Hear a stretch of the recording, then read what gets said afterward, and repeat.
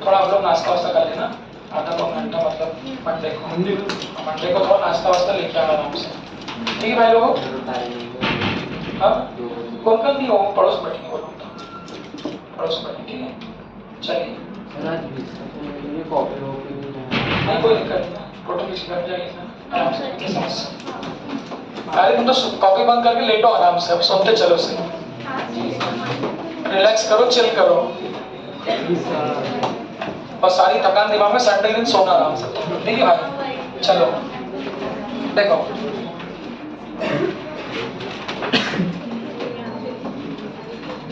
शुरू करें।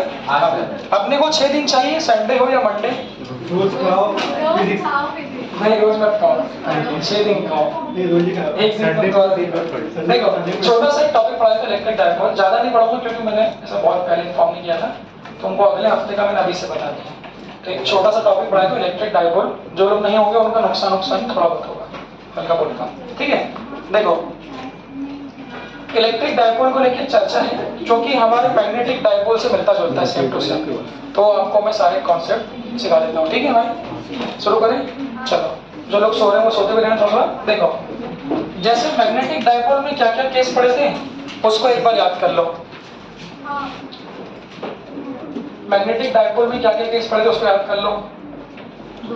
Magnetic moment एक मैंने टॉपिक पढ़ाया था, मैग्नेटिक मोमेंट मैंने 2 बताया था,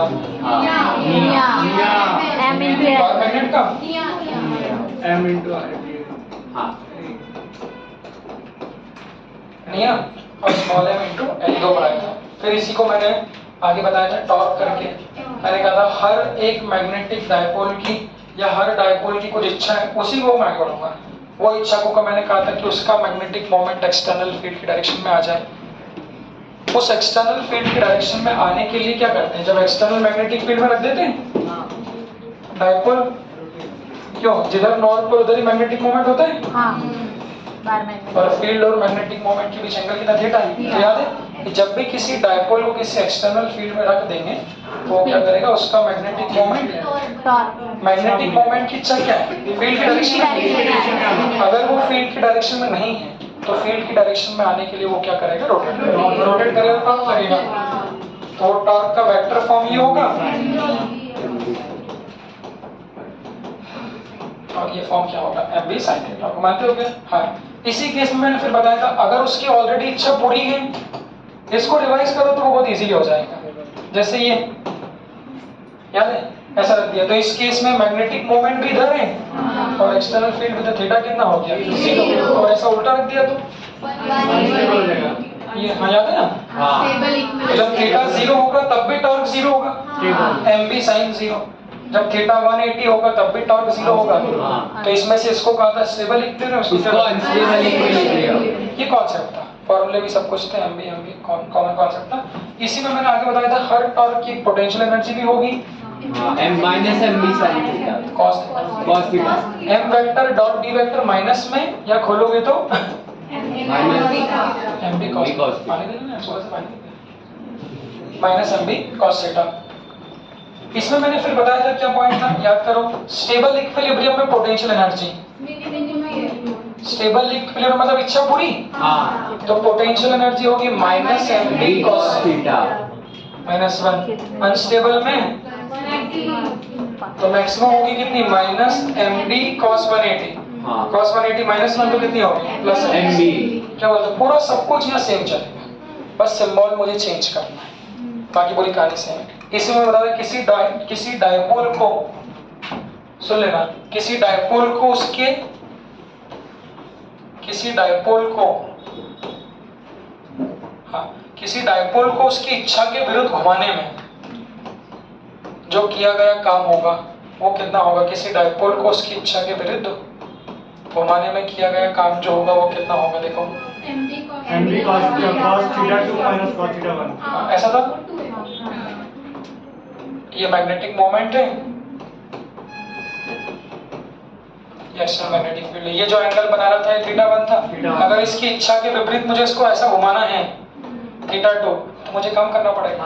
वो जो काम करना पड़ा था वो mv cos थीटा 1 ये था। ये कॉन्सेप्ट था हमारा एक डायपोल को लेके पूरा। Same to same concept electric dipole में भी आता है, और एक एक्सियल और इक्वेटोरियल बताई थी कुछ, क्या बताया था?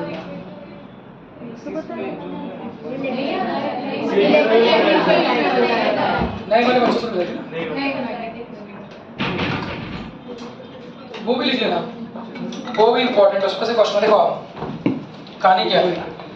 सेम टू सेम हमारा इलेक्ट्रिक डायपोल है, टॉपिक भी छोटा सा ही है, सेम वैसे ही, तो आपको दिक्कत नहीं आएगी, आराम से लेटे लेटे भी सुन सकते हो। सुनना, इलेक्ट्रिक डायपोल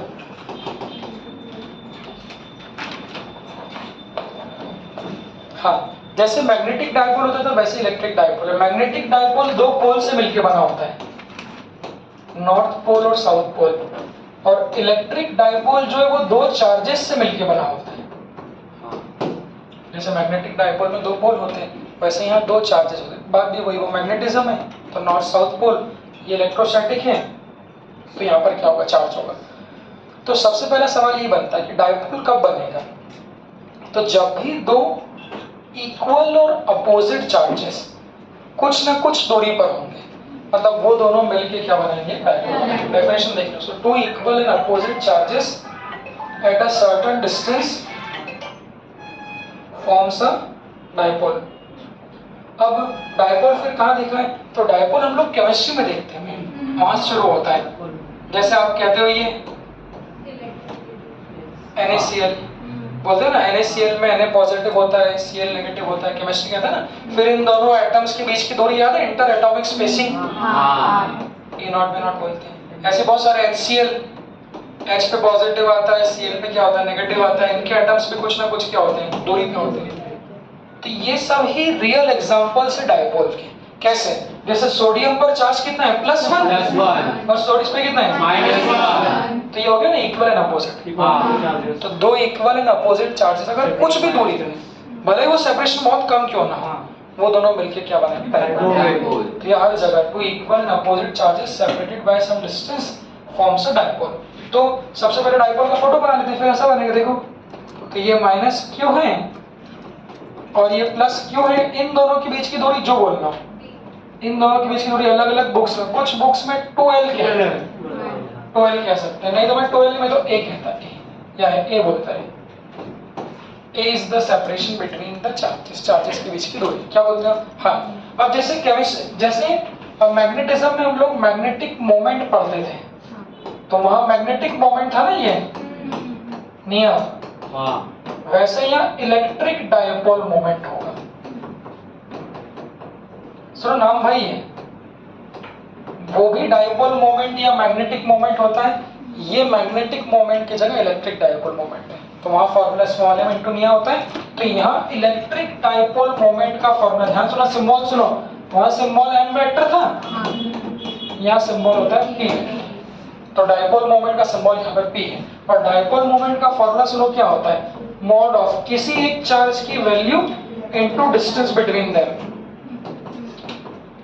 सुनो, याद ऐसे ही करना, डायपोल मोमेंट का फॉर्मूला होता है किसी एक चार्ज की value multiplied by distance between the charges, mod में, क्योंकि एक प्लस भी होगा और एक क्या होगा, माइनस भी होगा, और इसके ऊपर मैंने क्या लिखा है, तीर, मतलब ये कैसी क्वांटिटी है, तो मैग्नेटिक मोमेंट का भी वो भी वेक्टर क्वांटिटी थी। तो मैग्नेटिक मोमेंट में निया की डायरेक्शन सोचो, वो बताई थी मैंने, निया की डायरेक्शन जब लिखते तो कैसे लगती, दो बात बोली थी मैंने, एक मैंने कहा था मैग्नेटिक मोमेंट हमेशा प्लेन के परपेंडिकुलर होता है, ऐसा क्यों, तो इसका मैग्नेटिक मोमेंट क्या होगा, अंदर होगा, और नॉर्थ साउथ पोल अगर दिए हैं तो वो मैग्नेटिक मोमेंट की डायरेक्शन थी, यहाँ पर क्या होगी, इलेक्ट्रिक डायपोल मोमेंट की डायरेक्शन होगी। तो इलेक्ट्रिक डायपोल मोमेंट की डायरेक्शन हमेशा होगी, ध्यान रखना बच्चों, always from -Q to +Q,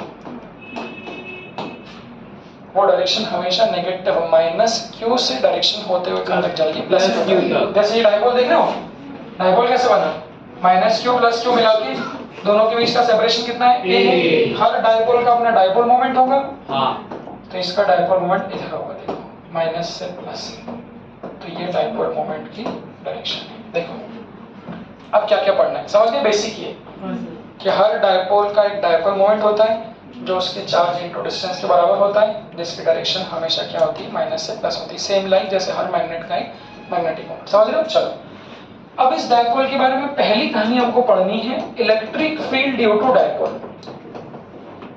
ये वाला पार्ट बहुत इजी है, यहाँ तुम दोनों से कंपेयर करके पूरा सेम सेम भी है, तो दोनों जगह आपको नंबर दिलवाएगा। Electric field due to dipole, तो किसी डायपोल के कारण 2-3 जगहों पर इलेक्ट्रिक फील्ड निकालते हैं। अच्छा, जैसे हमारे चैप्टर का फंडामेंटल, इलेक्ट्रिक फील्ड कहाँ होगी? जहाँ चार्ज होगा, जहाँ चार्ज कैसा भी चार्ज होगा तो इलेक्ट्रिक फील्ड होगी, और जहाँ इलेक्ट्रिक फील्ड निकालनी, तो आप सोचो डायपोल तो इनफैक्ट 2-2 चार्जों से मिलकर बना है, माइनस क्यू और प्लस क्यू 2-2 चार्जेस से मिलकर बना है भाई। तो जब डायपोल 2-2 चार्जेस से मिलकर बना है, इसका मतलब डायपोल की भी अपनी क्या होगी? इलेक्ट्रिक फील्ड भी होगी। तो इसकी भी कुछ इलेक्ट्रिक फील्ड होगी, इसकी भी कुछ इलेक्ट्रिक फील्ड होगी, दोनों का जो रिजल्टेंट होगा वही पूरे डायपोल की क्या होगी? इलेक्ट्रिक फील्ड होगी। तो किसी भी डायपोल की इलेक्ट्रिक फील्ड 3 जगहों पे निकालते हैं, ये स्कूल में बताते थे। एक यहाँ निकालते हैं, ये एक इस लाइन पे निकालते हैं ऐसा, तो इस लाइन को कहते हैं एक्सियल लाइन। स्कूल में डेरिवेशन एक्सियल और इक्वेटोरियल पे डेरिवेशन को पूछते थे, तो ये लाइन एक्सियल लाइन है और इस लाइन को कहते हैं इक्वेटोरियल लाइन। और ये दोनों लाइन जो पास हो रही है, ये डायपोल के सेंटर से पास हो रही है, जितनी दूरी पे है उतनी दूरी पे देख लो ये। तो डायपोल के कारण इलेक्ट्रिक फील्ड 3 जगहों पे निकालते हैं। सबसे पहले निकालते हैं एक्सियल पे, फॉर्मूला याद करेंगे, दूसरा निकालते हैं इक्वेटोरियल पे, और तीसरा निकालते हैं बीच में कहीं पर भी, जनरल। तो पहले एक काम करते हैं हम लोग, जनरल पॉइंट पे बात करें। तो जनरल मतलब देखो क्या है ये, तो यहाँ अगर मैं कैलकुलेट करता तो ये एक्सियल लाइन होती, यहाँ कैलकुलेट करता तो इक्वेटोरियल लाइन होती, जनरल मतलब बीच में कहीं पर। देखो बच्चों, तो यहाँ मुझे इलेक्ट्रिक फील्ड कैलकुलेट करनी है, पॉइंट जोड़ दो। तो जहाँ चार्ज है इन दोनों के कारण फील्ड होगी, और जहाँ फील्ड निकालनी मैं टेस्ट रख दूंगा, मतलब इन दोनों के कारण जो किसी भी पॉइंट पी पे यहाँ पर इलेक्ट्रिक फील्ड कितनी होगी, और उसको बनाना नहीं, याद रखना, स्कूल में डेरिवेशन बड़े बड़े। तो यहाँ इलेक्ट्रिक फील्ड कितनी होगी, तो यहाँ टेस्ट रख दोगे, तो यहाँ फील्ड का फॉर्मूला कितना होगा सुनो। तो इस ऑब्जर्वेशन पॉइंट की डायपोल्स के सेंटर से दूरी r है। बड़ा इजी सी क्वेश्चन पूछते हैं भाई नीट 2 साल 1 साल 3 साल पहले, डायरेक्टली प्रोपोर्शनल इनवर्सली प्रोपोर्शनल पूछ दिया था फील्ड का, सीधा सीधा। तो उस डायपोल की फील्ड बतानी है कहां से? डायपोल के सेंटर से, जहां पे r दूरी कहां से है? डायपोल के सेंटर से। और ये जो पॉइंट है ऑब्जर्वेशन पॉइंट, ये डायपोल की एक्सिस के साथ मान लो कितना एंगल बना रहा है, थीटा। पॉइंट देख लो, तो हेडिंग है अपनी electric field due to dipole, कि डायपोल के कारण, चूंकि डायपोल में चार्ज है तो कितनी इलेक्ट्रिक फील्ड होगी, तो किसी भी पॉइंट P पे जो एक्सिस से थीटा एंगल बना रहा है उस पे फील्ड का फॉर्मूला कितना होगा, वो फॉर्मूला हमको याद करना है। तो electric field at general angle theta, तो उसका फॉर्मूला होता है बच्चों Kp/r³ √1 + 3 cos स्क्वायर थीटा, ये फॉर्मूला होता है। Kp/r³ ब्रैकेट में √1 + 3 cos स्क्वायर थीटा याद रखना। जहाँ पे सिंबल्स देख लो, K तो जानती है 9 × 10⁻⁹, P क्या है? Dipole moment. डायपोल मोमेंट कहाँ से निकालोगे? अच्छा, डायपोल मोमेंट की यूनिट सोच लो, चार्ज इनटू डिस्टेंस, मतलब बेसिक यूनिट होगी कूलम इनटू मीटर। डी/, और ये जो है ये भी होती है शायद, बट ये यूज यही होती है, ऐसा यूनिट कूलम इनटू मीटर। ठीक है, देखो तो डायपोल मोमेंट क्यों इलेक्ट्रिक फील्ड ये होगा Kp/r³ अंडर ब्रैकेट में 1 + 3 आएगा, 1 + 3 cos square theta. Kp/r³ 1 + 3 cos square theta, जहां पर K is the constant, P is the dipole moment, R main है डायपोल के सेंटर से ऑब्जर्वेशन पॉइंट की दूरी, और 1 + 3 cos स्क्वायर थीटा, और थीटा जो है वो डायपोल की एक्सिस से क्या एंगल है। देख लो ये जनरल फॉर्मूला है, जनरल मतलब थीटा एंगल पे। अब यही मैं आपसे बोलूं कि अगर मुझे इलेक्ट्रिक फील्ड डायपोल की एक्सियल लाइन पे निकालना है, देखो बच्चों कैसा, तो जहां चार्ज है वहां हर जगह फील्ड होगी, फील्ड करो, तो इस डायपोल के कारण हर जगह फील्ड है भाई, एक्सियल लाइन पे भी फील्ड है, इसके कारण इक्वेटोरियल लाइन पे भी फील्ड है, और इसके कारण बीच में भी क्या होगी? फील्ड होगी। तो ये तो मैंने थीटा एंगल पे निकाली। अब मुझे बताओ, यही ऑब्जर्वेशन पॉइंट अगर उठा के मैं कहां लिया हूं? एक्सियल पे लिया हूं, बताओ। तो जब इसको उठा के एक्सियल पे लिया हूंगा तो ये थीटा कितना हो जाएगा? 0। मानते हो? हाँ। देख लो ये जनरल किसी पॉइंट पे था, अगर इसको उठा के आप एक्सियल पे लिया होगे तो थीटा कितना हो जाएगा? 0 हो जाएगा। तो फिर एक्सियल लाइन पे जो इलेक्ट्रिक फील्ड होगी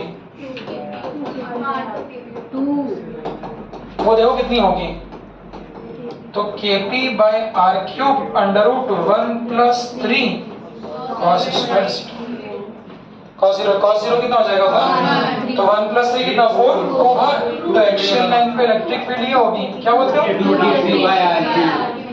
मतलब सुनो बच्चों आपको ये याद नहीं करना है नहीं आपको सिर्फ जनरल फॉर्मूला बनाना देख लो और मैं आपको यही अगर ऑब्जर्वेशन पॉइंट को इक्वेटोरियल पे ले जाऊंगा तो 90 यही इक्वेटोरियल पे ले जाओगे तो ये एंगल कितना हो जाएगा 90 तो अगर मैं बोलूं इलेक्ट्रिक फील्ड इक्वेटोरियल पे निकालो पटकोगे KP by r cube bracket में 1 प्लस 3 cos स्क्वायर 90 क्या बोलते हो cos 90 0 हो जाएगा कितनी बचेगी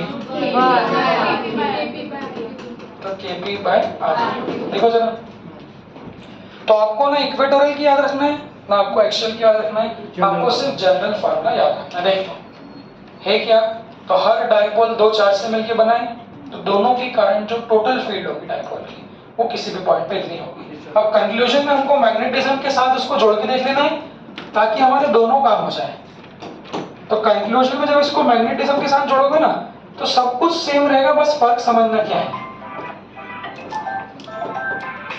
ये माइनस क्यों ये प्लस क्यों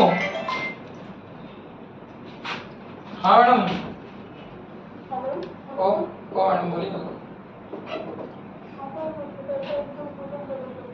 मैडम क्लास को ले लो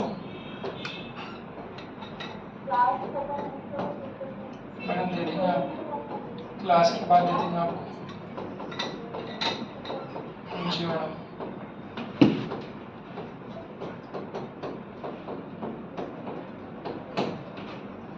ये होता है अब यही मैग्नेटिक के कारण सेम टू सेम मैग्नेटिक के कारण भी सेम टू सेम क्या बनेगा देखना ऐसा देखो फर्क क्या है कंपैरिजन करो और उसको भी साथ साथ रिवाइज करो एक तीर से दो निशाने मारो कि यहाँ dipole minus Q plus Q से मिलके बना है वहाँ डायपोल नॉर्थ और साउथ से मिलके बना है जहाँ आपको रखना नॉर्थ साउथ जैसा रखना लगता हो ये नॉर्थ और साउथ क्या बोलते हो इस लाइन को यहाँ एक्सियल लाइन बोलेंगे वहाँ भी इसको एक्सियल कहा था इस लाइन को वहाँ भी इक्वेटोरियल कहा था यहाँ भी इक्वेटोरियल वहाँ क्या है जहाँ चार्ज है वहाँ इलेक्ट्रिक फील्ड है तो जहाँ मैग्नेट है वहाँ क्या होगी मैग्नेटिक फील्ड होगी तो जनरल वही बीच में किसी भी पॉइंट पे आर दूरी पर वहाँ क्या निकालते हैं इलेक्ट्रिक फील्ड यहाँ क्या निकालेंगे मैग्नेटिक फील्ड तो वो होगा KP बाय आर क्यूब और सॉरी KP कहाँ से आ गया बनेगा सही से हाँ K की जगह क्या आ जाएगा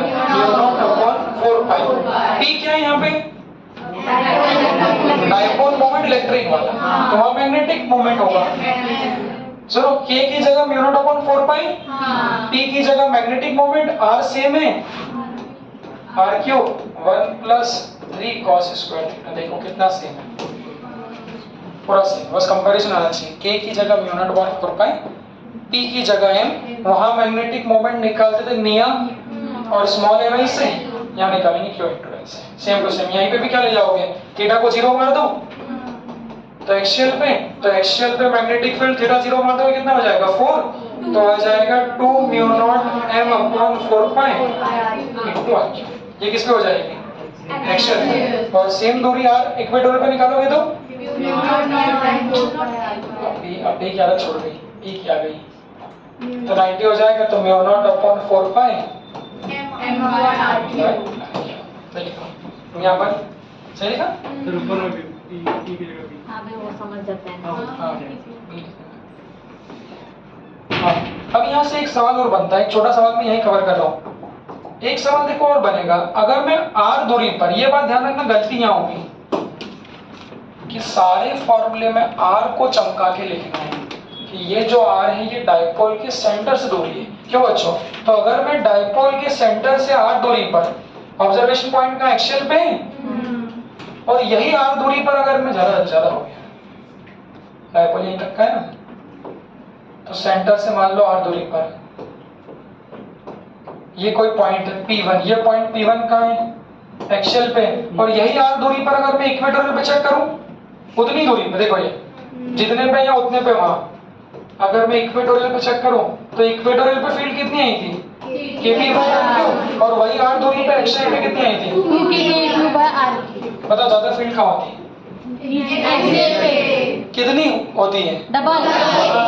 अब बट इसमें पॉइंट क्या, it is applicable only when the distance is same. तो अगर डायपोल्स एक्सिस पे 10 मीटर और वही इक्वेटोरियल पे भी 10 मीटर, अगर सेम दूरी पे चेक करोगे तो हमेशा जो एक्सियल की इलेक्ट्रिक फील्ड होती है भाई, वो इक्वेटोरियल की इलेक्ट्रिक फील्ड से क्या होती है? 2 गुना होती है। तो एक्सियल अपॉन इक्वेटोरियल का जो रेशियो वो कितना आएगा? 2:1। देख लो, बट ये कब? जब दोनों के लिए आर से हो। ये एक फॉर्मूला याद रखना बस, ये इससे हमारे 6 काम हो जाएंगे, 3 इसके 3 और यही सेम टू सेम 3 इसके, मतलब ये हमको पढ़ना है, हम तो बस वही याद रखेंगे। कंपैरिजन के का कंपैरिजन μ0/4π से, p का कंपैरिजन m के साथ, बाकी सब कुछ सेम है। देख लो, ये डायपोल के कारण हमने क्या बोली? इलेक्ट्रिक फील्ड होगी। चलेगा आगे बढ़ाएं? हाँ, ये नई बात थी, ये मैग्नेटिज्म में भी थी, लेकिन वहाँ पे भी होगी, पर वहाँ यूज कम आती है, यहाँ ज्यादा आती है, इसलिए इसको मैंने आपको यहाँ बता दी। ठीक है, देखा क्या? हाँ। अब इसके बाद वो जो फॉर्मूला बता था उसको लिखा देता है, फिर वो है behaviour of dipole in electric field. Behaviour of dipole in external electric field, वहां एक्सटर्नल मैग्नेटिक फील्ड था,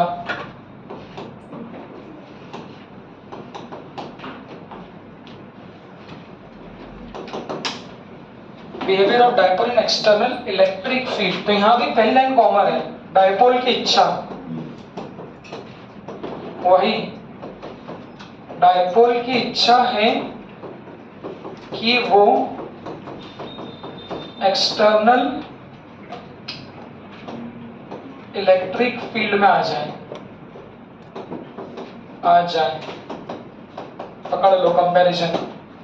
वहां डायपोल की इच्छा थी कि उसका मैग्नेटिक मोमेंट किस में आ जाए?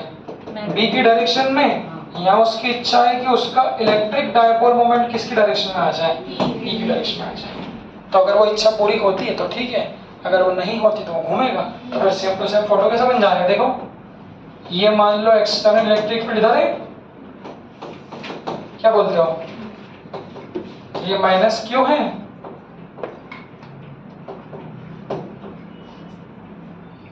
और ये क्या हमारा प्लस क्यू है। जहाँ चार्ज है वहाँ इलेक्ट्रिक फील्ड होगी। अगर दो पॉजिटिव नेगेटिव चार्जेस बटे सेपरेटेड है तो डायपोल बनेगा। इस डायपोल का डायपोल मोमेंट किधर होगा? इस डायपोल मोमेंट का डायपोल मोमेंट किधर होगा? माइनस से क्या होगा? प्लस होगा। क्या बोलते हो? मतलब इसका डायपोल मोमेंट इधर है और एक्सटर्नल इलेक्ट्रिक फील्ड किधर? इधर है। उन दोनों के बीच जो एंगल है वो एंगल कितना है? थीटा। देखिए क्या बोलते हैं, देख लो। तो P इधर है, E इधर है, क्या उसकी इच्छा पूरी है? नहीं। किधर घूमेगा? नीचे क्लॉकवाइज। P को E में लाने के लिए कैसे घूमेगा भाई? क्लॉकवाइज घूमेगा। घूमेगा मतलब टॉर्क लगेगा। तो वहाँ टॉर्क का फॉर्मूला क्या था? mv sin theta. m वहाँ मैग्नेटिक मोमेंट था, P यहाँ क्या होगा? Electric moment. B वहाँ मैग्नेटिक फील्ड थी, E यहाँ इलेक्ट्रिक फील्ड होगी। तो सेम फॉर्मूला टॉर्क का मैग्नीट्यूड होगा P sin थीटा। ये टॉर्क की वैल्यू होगी। इसी को वेक्टर फॉर्म में उठाओगे तो वो होगा P क्रॉस E, मतलब क्रॉस प्रोडक्ट निकाल लेंगे। तो P का E के साथ जब क्रॉस प्रोडक्ट निकालेंगे सेम होगा। और सेम टू सेम कंडीशन बना देना वही कि भाई अगर थीटा 0 होगा और थीटा क्या होगा? 180, तो थीटा 0 होगा तो उसको स्टेबल बोल देंगे और थीटा 180 होगा तो अनस्टेबल। इन दोनों ही केस में टॉर्क क्या होगा? 0। तो ये दो कंडीशन से जब डायपोल नहीं घूमेगा तो या तो जब क्या होगा, या तो जब इलेक्ट्रिक फील्ड और डायपोल मोमेंट एक ही डायरेक्शन में हो। मुझे बताओ ये कौन सा केस है? इसमें एंगल कितना है? 0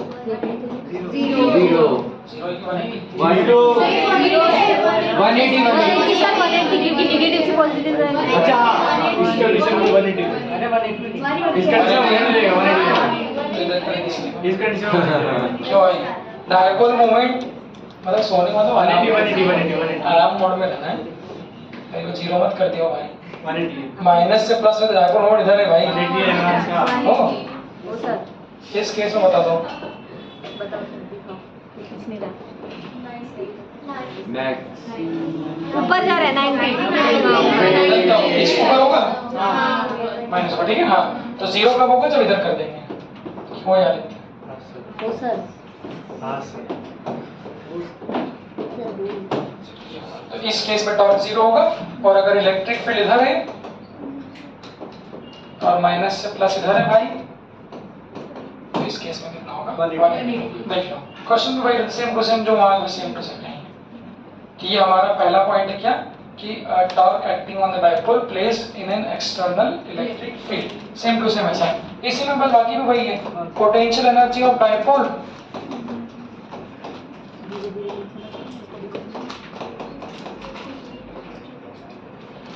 पोटेंशियल एनर्जी ऑफ डायपोल का फॉर्मूला भी वही रहेगा, इलेक्ट्रिक फील्ड ऐसी है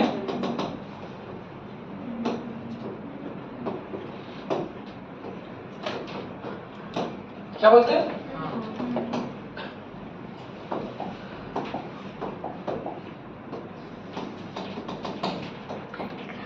तो सेम पहला वेक्टर फॉर्म में, तो वहां क्या था वेक्टर फॉर्म में, वहां वेक्टर फॉर्म में क्या था minus of m vector dot b vector, minus of m vector dot b vector, यहाँ पे होगा minus of p vector dot e vector, और स्केलर फॉर्म में माइनस पी की कॉस के नीचे ब्रैकेट में वो लिखते हुए चलना, बस केस भी वही देंगे।